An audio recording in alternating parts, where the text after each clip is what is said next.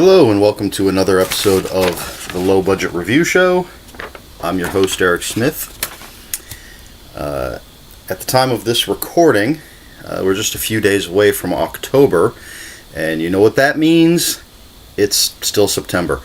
But it also means that Halloween is just a short time away, my favorite time of year. So for the foreseeable future, the Low Budget Review Show is going to be all horror all the time.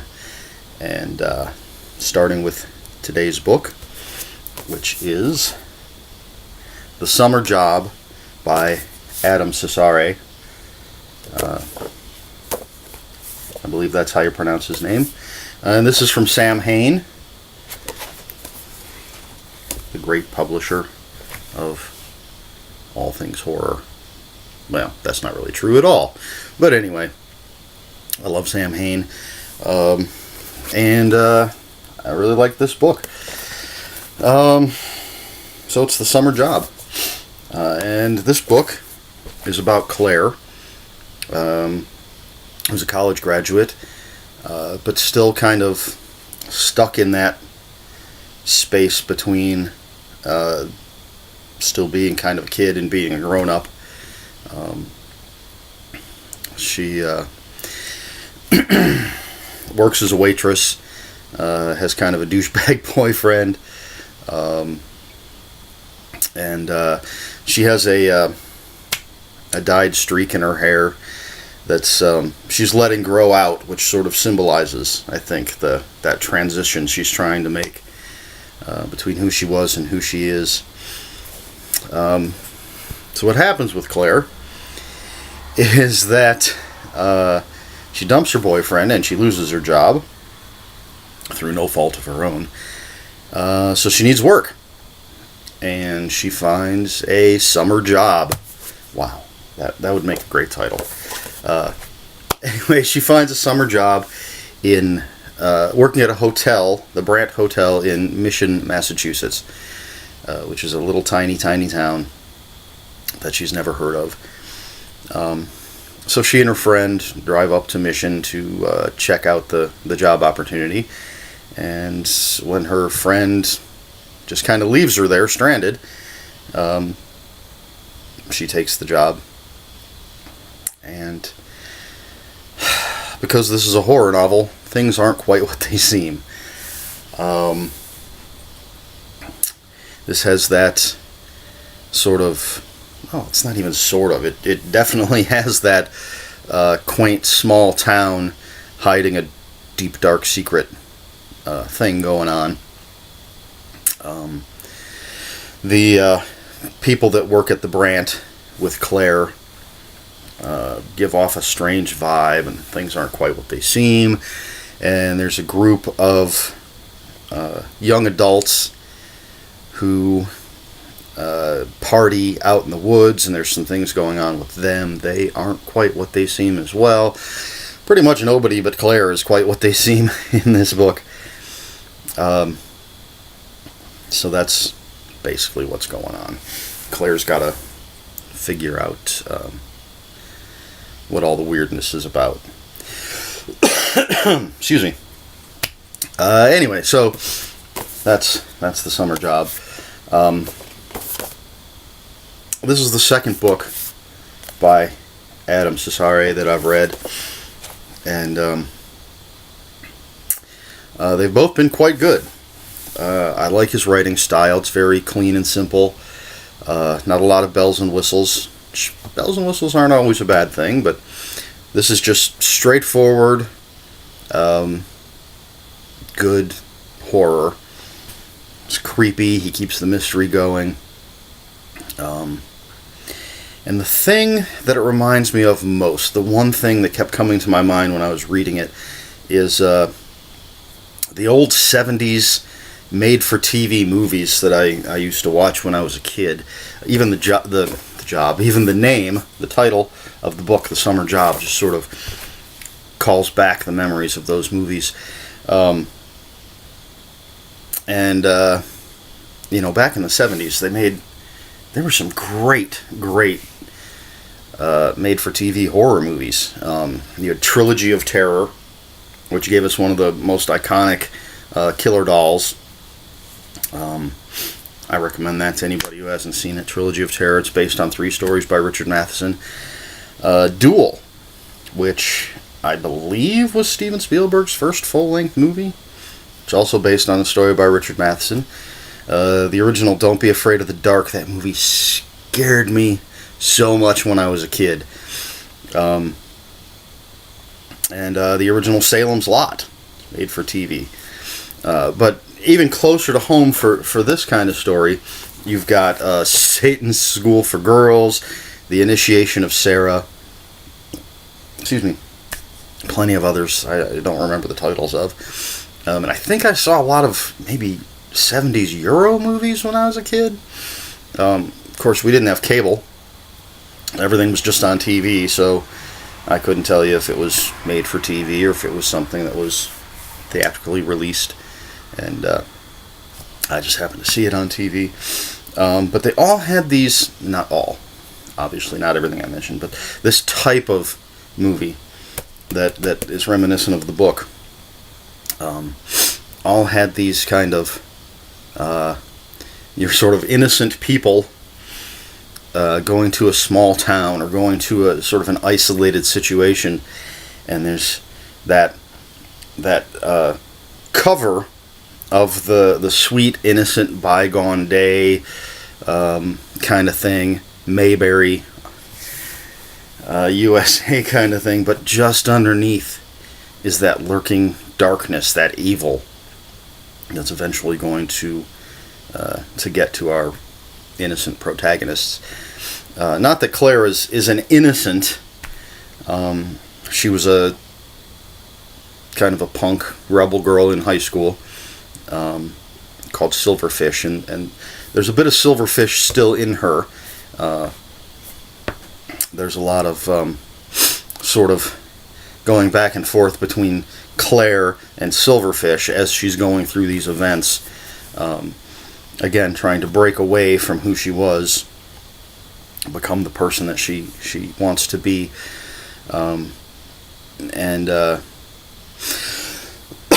Excuse me.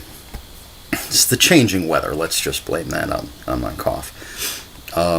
So Claire, while not an innocent per se, is certainly unaware of the dark underpinnings of the town. Which is a very, very small town. And there's sort of a war going on in this town that she gets caught up in. Like I said, just the whole time I was reading this, I just kept thinking of those old movies. It feels like an homage to me to that sort of thing. Back before, we don't have a lot of made-for-TV. Does anybody even make made-for-TV movies anymore?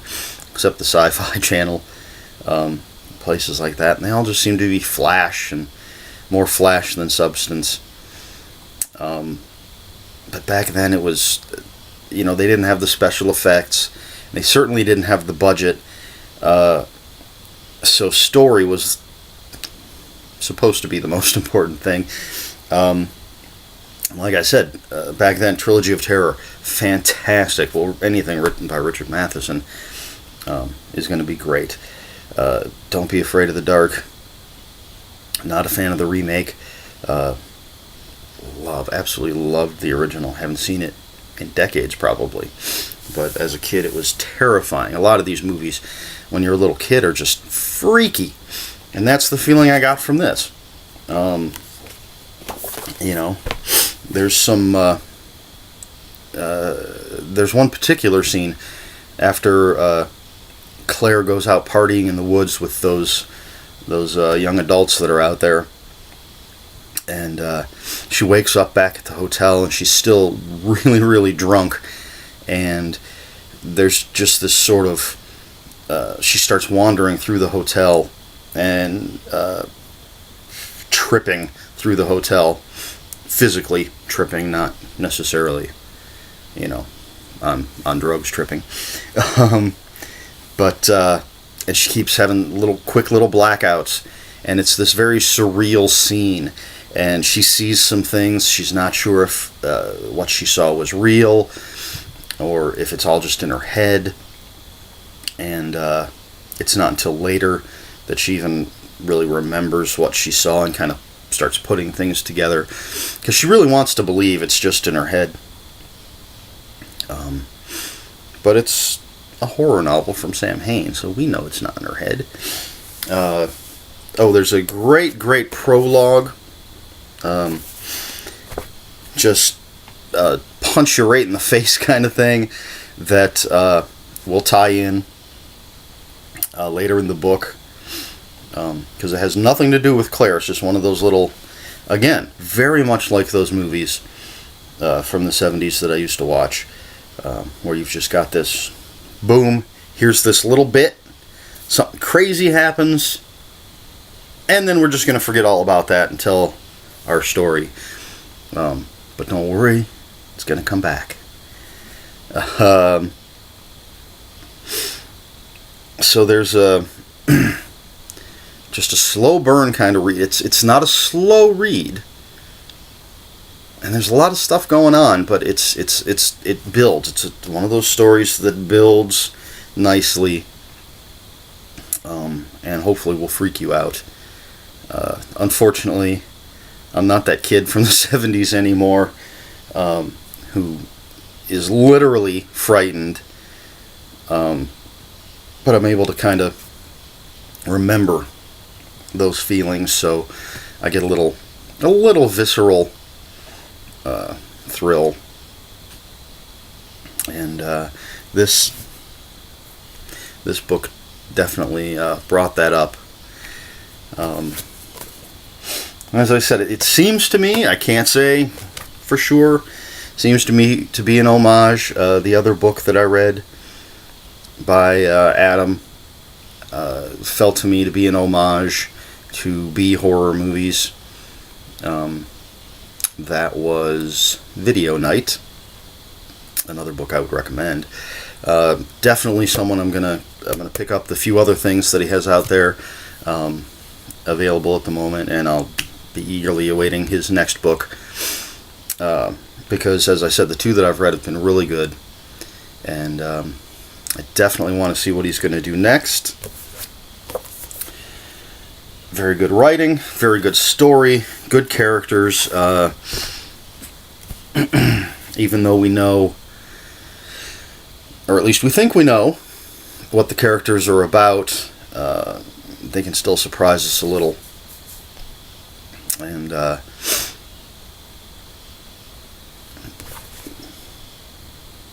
be interesting. I think it's possible there could be another story in Mission. Be interesting to see what happens after all of this went down. But then I feel that way about any book I like. I'm kind of like, I want to see what happens to the people afterwards. Which I suppose is a sign of a well-told story. If you want more, I shouldn't say I suppose. It's definitely a sign of a well-told story. If the author leaves you wanting more, even though, I mean, there's no cliffhanger or anything. That's not a spoiler. There's a definite conclusion to the book, but again, the characters are interesting. You want to know, or at least I want to know, what happens with them. So that's my first official Halloween season review. Excuse me. The Summer Job, Adam Cesare. Very good book. Sam Hain.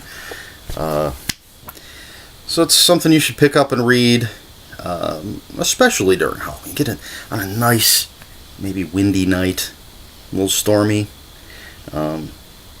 Definitely something that just, I had the one little light on. See, I have a little light right here. So I had that little light on, and the cool air blowing through the window, and you know, it's nice to have a little atmosphere when you're reading this sort of thing. And this is definitely the kind of story that is good with that.